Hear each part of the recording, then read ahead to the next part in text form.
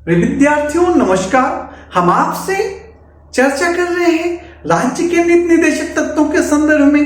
पिछले वीडियोज में हमने आपसे अनुच्छेद 36 जिसमें राज्य की परिभाषा और अनुच्छेद 37 जिसमें नीति निर्देशक तत्व को शासन का मौलिक सिद्धांत बताया गया और यह भी बताया गया कि राज्य इसे क्रियान्वित करेगा, इसे लागू करेगा, उपबंधित करेगा, न्यायालय में वाद योग्य नहीं होगा, अर्थात न्यायालय द्वारा इसका क्रियान्वयन नहीं किया जा सकेगा।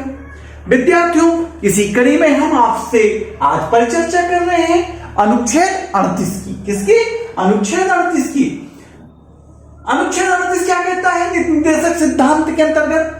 कि राज्य लोगों के कल्याण को बढ़ावा देने के लिए सामाजिक व्यवस्था सुनिश्चित करेगा। राज्य लोगों के कल्याण को बढ़ावा देने के लिए सामाजिक व्यवस्था सुनिश्चित करेगा।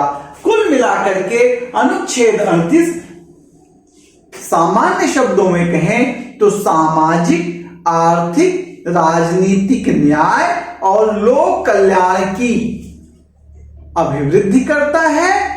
कौन? अनुच्छेद 38 क्या करता है? सामाजिक न्याय, आर्थिक न्याय, राजनीतिक न्याय की स्थापना करने के लिए कहता है और लोक कल्याण के विकास की बात कहता है। और कहता है कि चाहे जो व्यक्ति हो, चाहे जिस क्षेत्र में व्यवसायी हो, चाहे जिस जगह पर काम करता हो, लोगों के बीच जो आर्थिक असमानता है, आय संबंधी असमानता विशेषकर, उसको क्या करेगा? राज्य कम करेगा।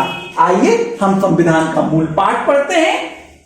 राज्य यथासंभव प्रभावी ढंग से ऐसी सामाजिक व्यवस्था को सुरक्षित और संरक्षित करके जनता के कल्याण को बढ़ावा देने का प्रयास करेगा, जिसमें सामाजिक, आर्थिक, राजनीतिक न्याय की स्थापना हो और राष्ट्रीय जीवन की सभी संस्थाएं अनुप्राणित हों।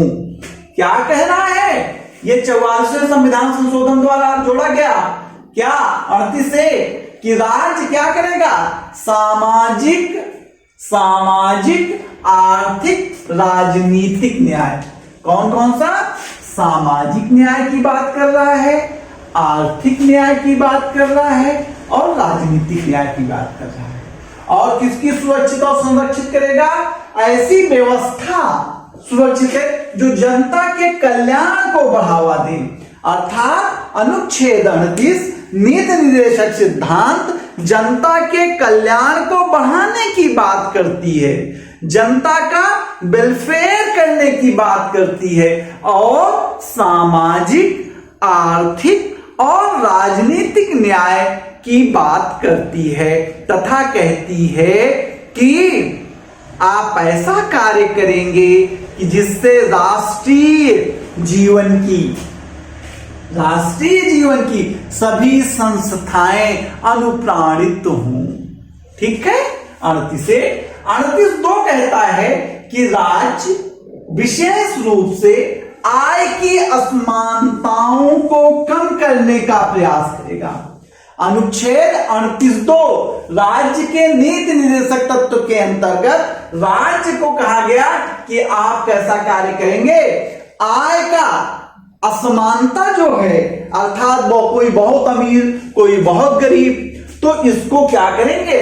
आय की असमानता को कम करने का प्रयास करेंगे।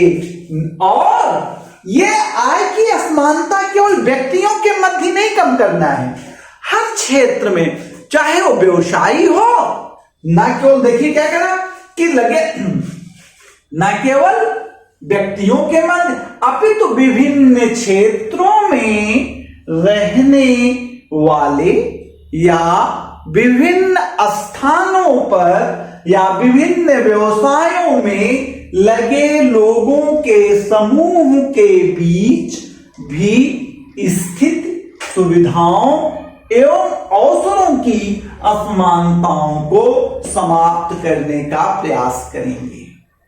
38 अनुच्छेद 38 सब आर्टिकल 1, जहां राज्य को जनता के कल्याण के लिए सामाजिक व्यवस्था को संरक्षित करने की बात कहता है, सामाजिक आर्थिक राजनीतिक न्याय की स्थापना की बात कहता है और राष्ट्रीय जीवन की संस्थाओं को अनुप्राणित करने की बात कहता है।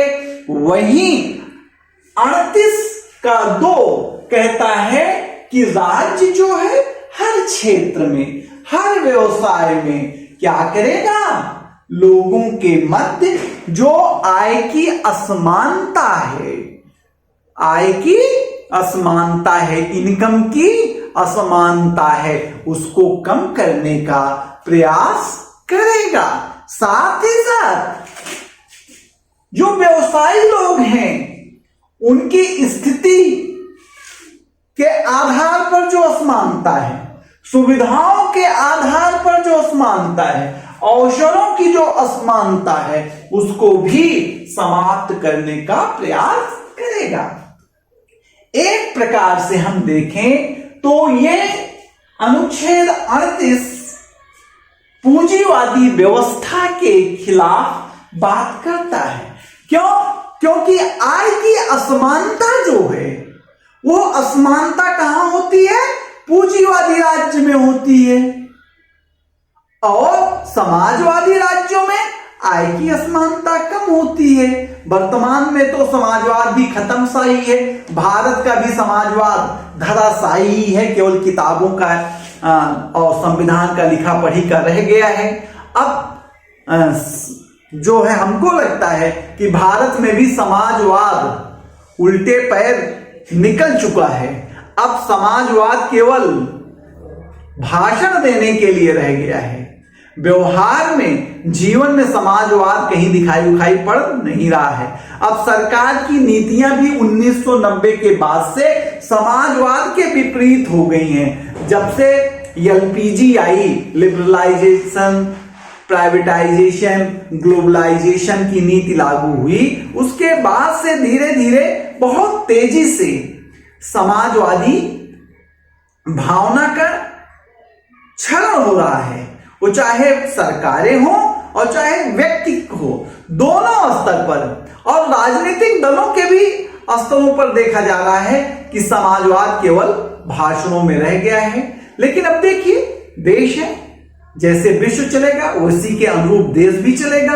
ऐसा तो है नहीं कि विश्व यदि पूंजीवाद की तरफ से चलेगा तो हम अकेले समाजवाद लेकर के चल लेंगे। तो कहने का मतलब था कि जब संविधान सभा में इस अनुच्छेद पर बहस हो रही थी तो लोगों ने कहा कि चूंकि पूंजीवाद दमनकारी रहा है, भारत तुरंत आजाद हुआ था, ब्रिटेन पूंजीवादी रहा है, उसने शोषण किया और सोवियत संघ उस समय समाजवादी था। सोवियत संघ जिसको आज रूस कहते हैं वो समाजवादी था। तो लोगों ने कहा कि भाई समाजवादी तर्ज पर भारत को गठित किया जाए।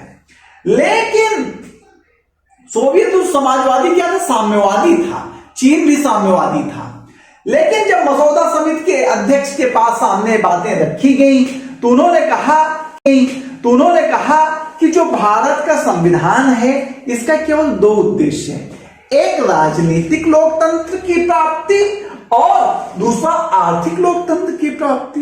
राजनीतिक लोकतंत्र तो हम कहां से ले आते हैं? मौलिक अधिकारों से ले आते हैं। लेकिन आर्थिक लोकतंत्र हम कहां से लाते हैं? नीति निर्देशक तत्वों से लाते हैं। कहा कि आर्थिक लोकतंत्र को प्राप्त करने के लिए 2 मार्ग हैं, समाजवादी मार्ग है और साम्यवादी मार्ग है। जिस भी मार्ग से संविधान प्राप्त करना चाहे, जिस भी मार्ग से देश के शासन सत्ता के लोग प्राप्त करना चाहें वो करें। हम उसमें कोई दृढ़ विनिश्चय नहीं देना चाहते, हम कोई दृढ़ मार्ग नहीं बताना चाहते हैं।